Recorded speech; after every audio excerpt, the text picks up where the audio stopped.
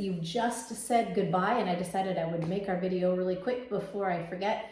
I'm going off of last week's homework, including the handwritten stuff at the bottom, assuming there's nothing fancy on yours that I forgot about. Here we go. Okay, the first thing it says is imprint spine at the start of each exercise, or that's supposed to say repetition. And so we do that. We did that at the beginning of class today. The way we do that is we take a deep breath in here, and with your exhale, draw the navel to the spine. We did this 3 times, and then after that, we imprinted the spine. I don't know if you can see my back, but we're drawing the low back down. So you're gonna avoid using your glutes, avoid tipping your hips much, but you're just gonna use your core to press the lower back down into the mat. Once we've done that and that's on board, we start with the 100 with the legs like so, or like so, or like so. We lift the head, neck, and shoulders up. You inhale for 5 and exhale for 5, and do that 10 times. So that's the 100. You wind up pumping your arms 100 times. After that, we have the single leg stretch, bent or straight. Here's the bent one. We draw this leg in. Remember, there'll be 2 little pulses. So your belly is in, your spine is imprinted. We pull 2 times here. You can inhale as you switch and pull 2 times here.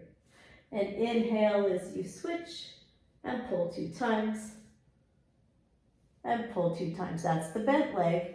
You can do this with a straight leg too. Everything's the same. Head, neck, and shoulders are up. Your belly is in and spine is imprinted. Pull 2 times, pull 2 times, pull 2 times, pull 2 times. Now for both of those, you would do 5 sets, unless I wrote something different. Sometimes we do 10. You would do 5 sets. Pull 2 times on one leg, pull 2 times on the other leg, 5 times. Side lying leg lifts, they look like this. So you're gonna line up your elbow, your shoulder, your hip, and then walk your legs up a little bit. So if you're on your mat, you can line all this up with the back edge of your mat, and then bring your feet up to the corner. I'm gonna make that Pilates stance with your feet. So I'm gonna move just a little bit so you can see my feet. Pilates stance on the side looks like this. The heels are together and the toes are apart, and you're really pushing that bottom leg, the knee toward the mat, top of the foot toward your mat. So we're gonna lift that leg up and then flex the foot and then squeeze back down. So this one is slow. We'll return to that Pilates stance, so we'll point the toe. Inhale, lift, flex the foot, squeeze back down. A couple things to watch for here is that the hips don't tip and the shoulders don't move. We'll do that also 5 times on each side. The slower you go on the way down, you're working against gravity, you're strengthening the leg, particularly in the hip.